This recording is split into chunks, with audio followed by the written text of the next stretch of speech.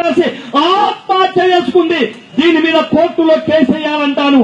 రెడ్డి జాగృతి వాళ్ళు ఆమె చావుకు కారణమైన పెట్టులు పెట్టిన వాడిని ప్రాసిక్యూషన్ చేయాలంటాను. అట్లాంటి వాడికి ఉరి శిక్ష వేయాలి. ఎంతో మంది ఆత్మహత్యలకు కారణమైనటువంటి రాజకీయ నాయకుల్ని బహిరంగంగా శిక్షించకపోతే ఇది దారుణమైన పరిణామాలకు దారితీస్తుంది.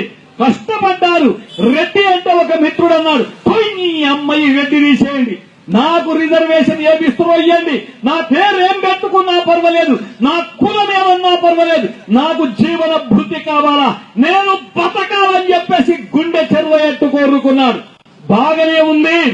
రట్టడి పదంలో నుంచి వచ్చిందరా, రాష్ట్రకూట శబ్దంలో నుంచి వచ్చిందరా. రాష్ట్రకూటులు అంటే ప్రభువులురా, మనము రాజకీయ నాయకులము, రాజులమురా. ఈ రక్తంలో ఉంది. రాష్ట్రకూట శబ్దంలో నుంచి రట్టడి రట్టి రెడ్డిగా మారిందిరా.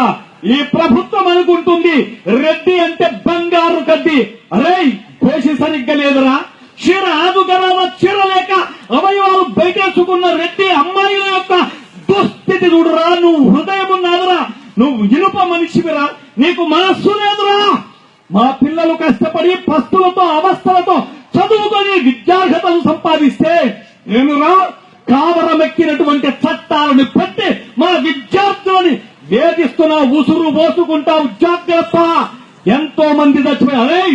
తెలంగాణ రాష్ట్రం కోసం మా యాదిరెడ్డి ఢిల్లీలో ప్రాణం వదిలిపెట్టిండ్రా. సిక్కు లేదా అని అడుగుతున్నా. ఏమన్నా ఎంతమంది ప్రాణాలు అర్పించినారు తెలంగాణ రాష్ట్ర సాధన కోసం. ఇందులో రెడ్డిలు సింహభాగంలో ఉన్నారని తెలియజేస్తున్నా.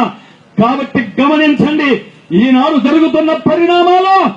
అందువల్ల రెడ్డిలు నైరాశ్యానికి గురి అయినారు. నేనంటున్నాను ఈ రెడ్డి జాగృతగా పనిచేయాలి. తెలంగాణ రాష్ట్రంలో ఎన్ని స్కూళ్లు ఉన్నాయి రెడ్డిల చేత నడపబడేవి, ఎన్ని కాలేజీలు ఉన్నాయి రెడ్డిలతో నడపబడేవి, వాళ్ళందరినీ పిలవండి. వాళ్ళ స్కూళ్లలో కాలేజీలలో రెడ్డిలు మాత్రమే పనిచేయాలని నేను తెలియజేస్తున్నాను. అట్లాంటి వ్యవస్థ కావాలి. బాగా భవనాలు ఉన్నవాళ్లు, బాగా ఆర్థిక స్తోమత ఉన్నవాళ్లు కాలేజీలు పెట్టండి, స్కూళ్లు పెట్టండి. టెట్టులో 80% సంపాదించిన పిల్లలు ఎంతమంది ఉండ్రో వీళ్ళందరికీ ఉద్యోగాలు కల్పియండి. కుబేరులుగా మారండి. ఏ ప్రభుత్వం చేతులు ముడుచుకొని కూర్చుంది? ఇట్లాంటి ప్రభుత్వం ఏమిటి? మేమే ఉద్యోగాలు కల్పిస్తామని పారిశ్రామికవేత్తలు ముందుకు రావాలి. నేను అడుగుతున్నా, తెలంగాణ రాష్ట్రంలో ఉండే రెడ్డిలు ఐఏఎస్, ఐపీఎస్, పారిశ్రామికవేత్తలు, బాగా డబ్బున్న ధనవంతుల్ని పిలవండి. ఒక రోజు